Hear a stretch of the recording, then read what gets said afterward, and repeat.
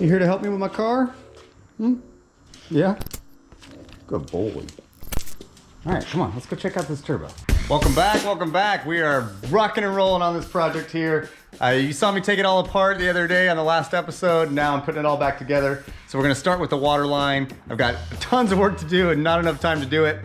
You guys remember that I announced that I'm gonna be hanging out this weekend in Arizona for that future collector car show. I really hope to see you guys. There's gonna be a little preliminary party on Saturday, and then I'm gonna go to a drift event, which I'm really excited about. So if you guys are headed to that drift event, then let me know and I'll see you out there. And then on Sunday is that collector car show, which is gonna be a really fun time, I think, but a much needed vacation from this stressful project. So let's jump right into it. The water line is first. I'm gonna cut a gasket for it, and then I'm gonna put that together. I've also got the stainless studs to install, getting that all taken care of. And we're gonna kind of button up the water system, and then it's time to put the manifold on, and then the turbo, and then from there I can start kind of fabricating where the downpipe's gonna flow, how that's gonna work, and some of the other things like the charge pipe and the oil and water lines for the turbo, all kinds of little things that would need to be buttoned up. So let's jump right into it. Okay, so this water line goes like this. There needs to be a gasket right here. So I made that gasket. Gasket's right here. Fit that up. Yep. It's gonna fit nicely. So, I wanna make sure all the surfaces are clean. All right, I'm opting to use this Right Stuff from Permatex. They're not a sponsor of mine, but they make a really good product. So you'll see me actually use a lot of Permatex stuff in my projects. Even though some people might just put a dry gasket in, I feel like it's smarter to go ahead and give it some proper adhesion with the silicone. This actually isn't silicone, it's an alternative to silicone, but it works even better. It's just extra steps, you know. I try and do things once as good as I can without spending too much money. And so I feel like, you know, that the last turbo setup was in the car for 8 years, and I had very few, if any, issues really. So I figured why not try and get another 8 years without pulling that turbo. Get any of the excess that's around the middle and kind of scrape it away so that it doesn't do anything funky. All right, that looks good. Slide that guy on. Get my water pipe. Goes like that. Some orange Loctite. Oh, that was a little bit too much, but whatever.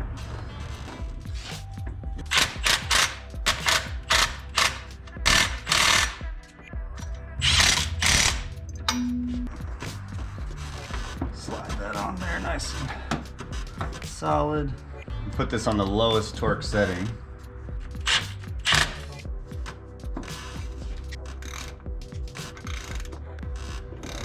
You want it to be tight, but you don't want to overdo it. However, I think right now, this being exposed like it is, with the downpipe that's going to be coming like this, I'm afraid that this is going to be exposed to too much heat. I don't know how much heat resistance that HPS has, so I've got a piece of DEI heat wrap that I can put over this. And there's different ways to attach it or route it. So I'm going to choose to do this with stainless zip ties. And you think, why stainless zip ties? Well, it's because the plastic one would melt. So I'm gonna get this in the position I want it. All right, got the water pipe done. Next is the manifold. So first I'm just gonna mock it up. This isn't gonna be the final install. So I'm not gonna do the gaskets and everything like that, but because I'm not quite ready for it, but I need to get that installed so I can kind of make measurements for the turbo oil drain, as well as the feed and so forth. It should be pretty close to the old turbo, but we'll find out. You can see this finished up nice. The heat kind of sleeving or cover for the water line here. And then you can see the water line that returns all the way back to the back of the pump. Now, this is, you know, got gasket material that's drying, and then the water neck outlet is gonna go right there. So I can probably put that on first just to make sure that it's going to clear the manifold. Yeah, I'm going to do that.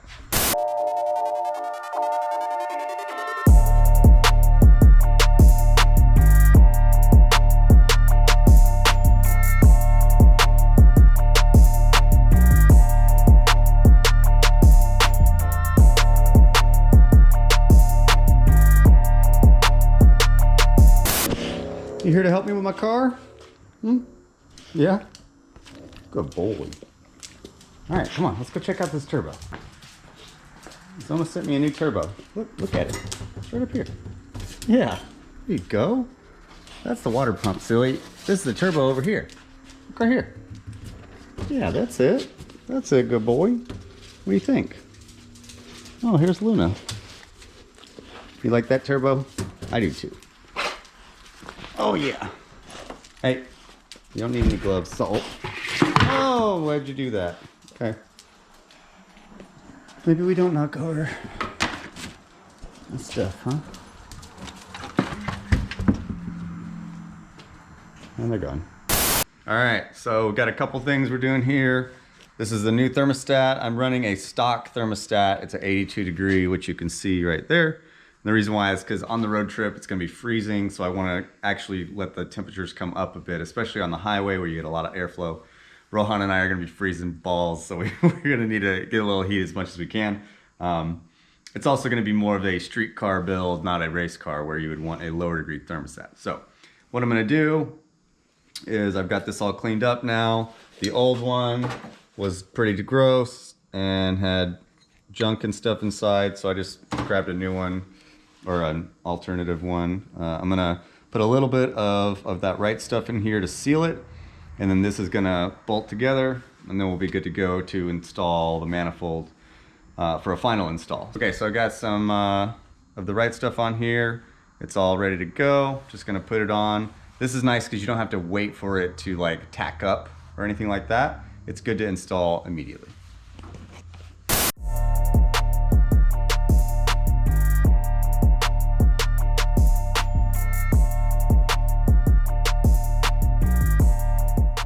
Some more Permatex product, copper spray gasket. This is just a little extra insurance. It's not necessarily required, but I like to do it, and I've had good experience with this stuff before. How does the copper even adhere to that? I don't know. Science. Magic. Science. It's sticky. There's one. Just trying to make sure I put this on the right way. Yeah. It's a very well designed product that fits correctly. Yeah. Cut to me cursing this thing because I'm too dumb to figure it out. No configuration can you get the bolt holes to line up. The final time this is going on, maybe give it a quick last wipe down with a half a dirty rag.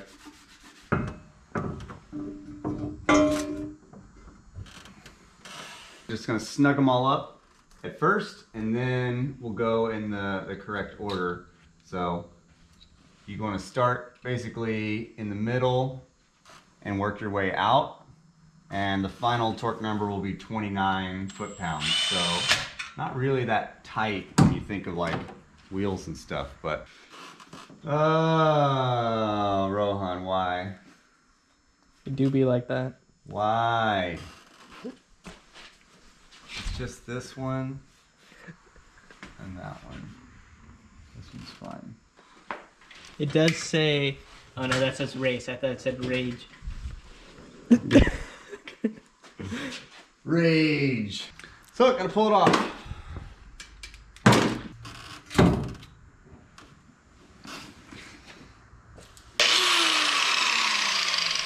So I'm gonna try and sling the sparks down. Everything's plugged, you know, but I still like, so this is the angle I have to grind.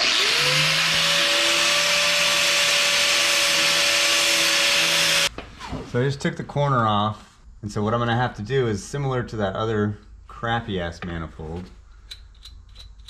I'm gonna have to slightly put the manifold on, start the nuts, and then as the manifold goes on, I have to tighten the nuts at the same time. And then these two right here, I definitely won't be able to put a torque wrench on properly, so I'm just gonna have to use a wrench and just tighten them as tight as I can get them by hand, which should be okay.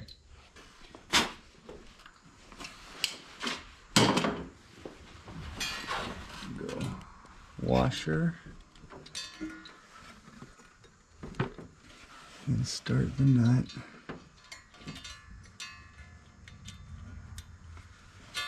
Oh, motherfucker. Cars suck. Pay someone to build them for you, always.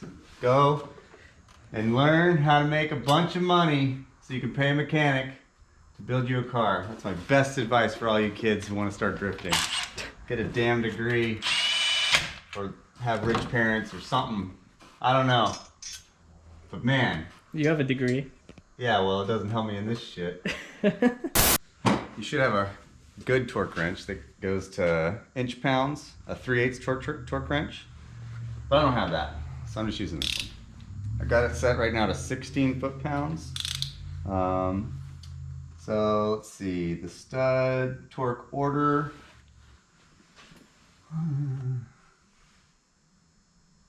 One is this one. Okay, scratch your car, step 1. Step 2, torque the first nut to 16. Okay. And then the next one is this one that I can't get to. So this, oh my God, you know what? I'm just realizing.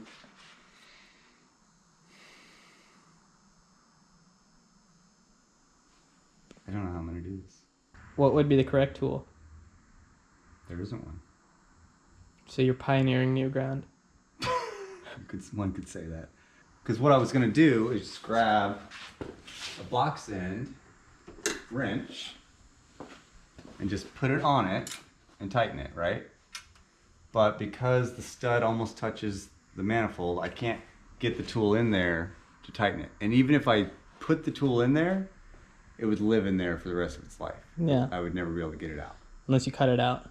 But even then, this part would be left. Yeah. And then when you go to uninstall it, you can't do that either. It'd be just locked on. You can't grab it with this end because it's a 12 point instead of a 6 point.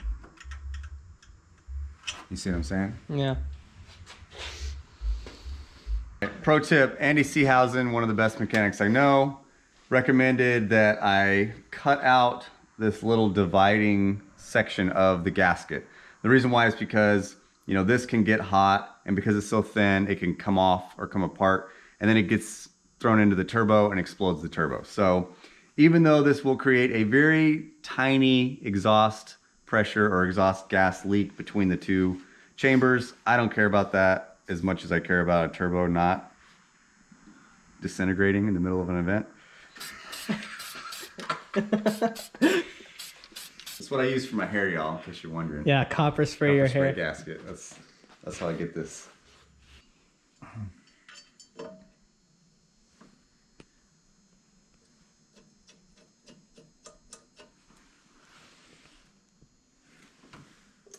This is tense.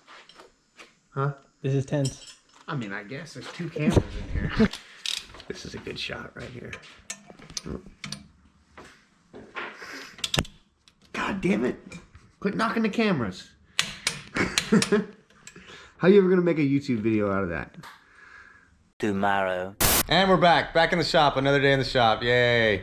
You should definitely, cars suck. No. Don't work on cars. Don't own cars. Just don't have cars. Just buy a Tesla and drift that. That sounds like a better plan. In fact, Elon Musk, I know you're not watching this, but if you are, give me a Model S to drift. That would be amazing. Or a Cybertruck. I don't care. Even a Model 3, I'll take it. Anyway, so you remember yesterday, I installed a bunch of junk. It went terribly wrong. To get the manifold on, I ended up using 6-sided or just standard hex nuts. I'll show you that now. On those tricky ones that you couldn't really get to, hopefully you can see that. They were very, very tough, and whatever. I got them on, pain in the ass, it's done. So now today we're working on kind of buttoning up the turbo system.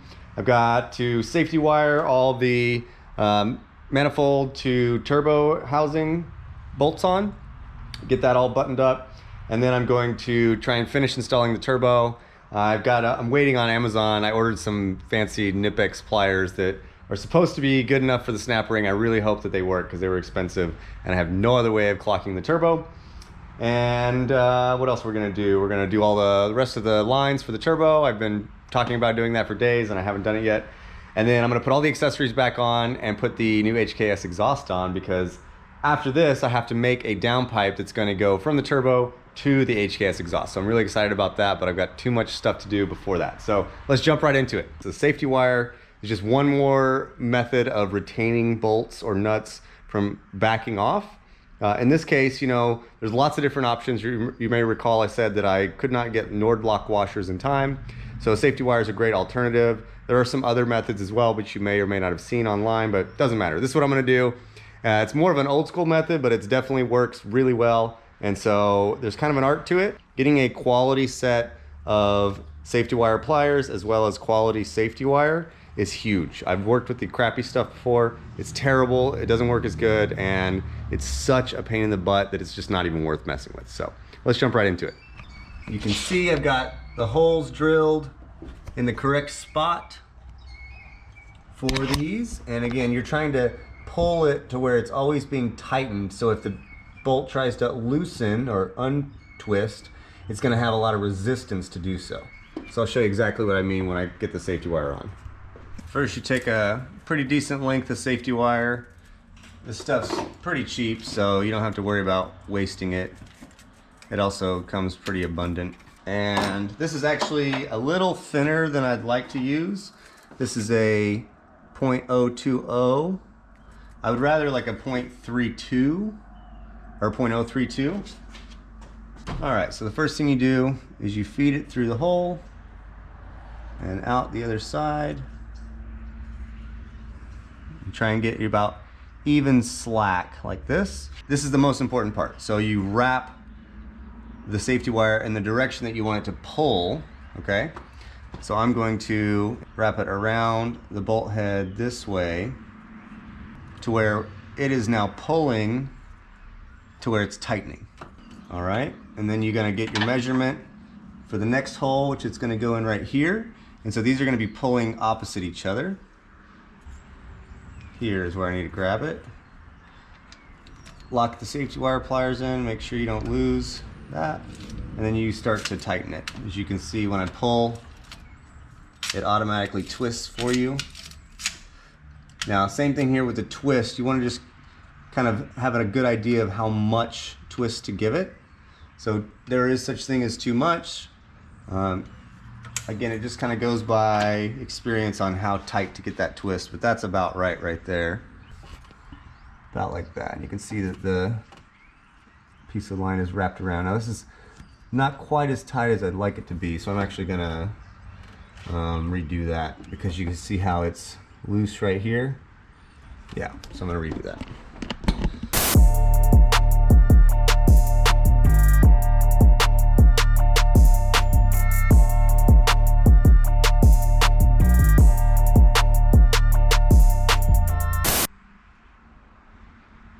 These are supposed to be the right ones.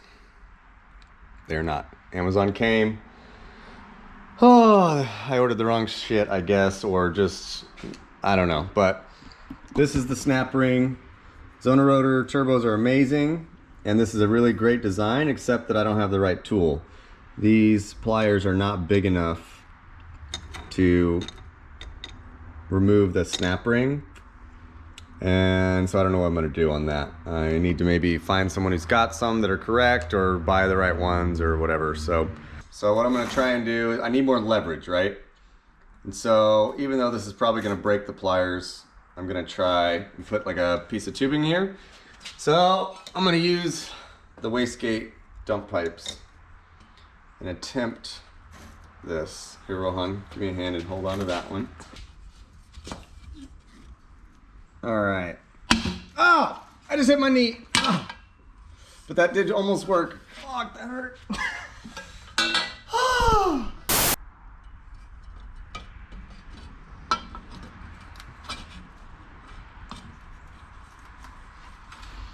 All right, push down on the top of those pliers real quick.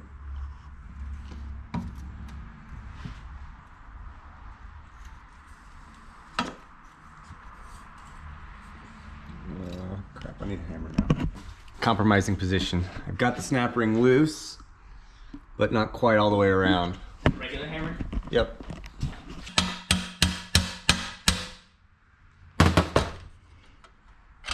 Oh my God. Woo! All he needed was some leverage. Couple of wastegate dump tubes come in handy. These pliers They're strong. are amazingly strong. Like that tiny little. And now you can reuse them. Wow. Nipex, you're the man. Even though I ordered the wrong crap, it still worked. Let's get this sucker on there now. Compressor housing now. You can see, again, we clocked the turbo where I think it will work. So now I have to get this where I think it will work.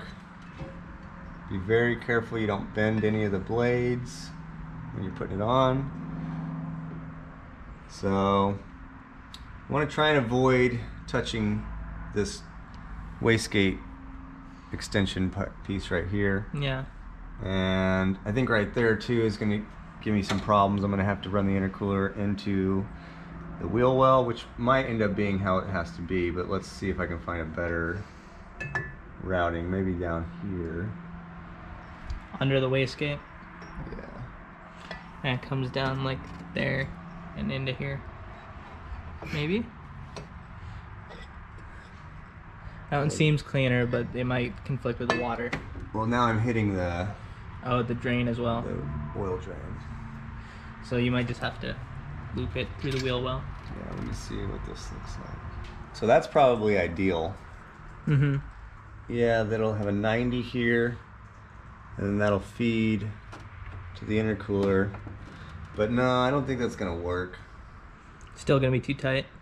Well, because the oil drain now is not doing anything. Yeah. So So go over the wastegate. gonna have to. You're gonna also have to test your angle. Make sure it doesn't rub. Right. Oh my God, you're right. Yeah. Unless you go like really high. So like up here and then down into here. Yeah. I mean not that would high, but clear the like hood. here. 90 to there. And then We would need another one. So God, that looks stupid too. it does. That's much more important. All right, water system going back together. I'm a moron and I removed this when I could have just literally unplugged it. So I get to put it back.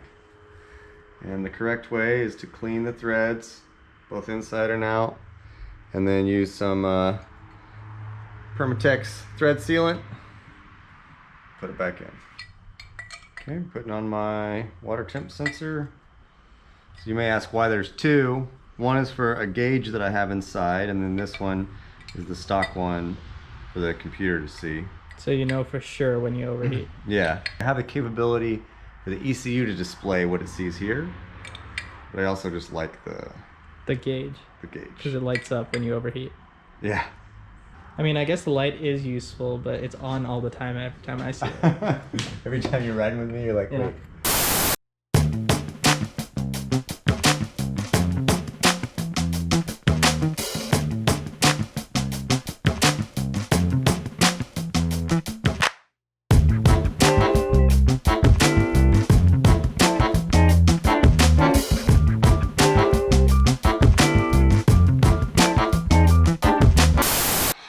I am destroyed. Turbo is done. Rohan and I have had to like pull out all the stops just to get this stupid thing on. I feel like I'm not trying to be a diva, but this has been one of the most difficult turbo installs for me. And I mean, I've worked on a bunch of weird and difficult stuff, but man, this was just every little thing about it was fighting me, and that's kind of how it goes. So anyway, whatever. It's done now. It's late. The turbo is on. It's clocked correctly. The lines are done. I'm whipped, and I get to do it again tomorrow. We're done. See you on the next one.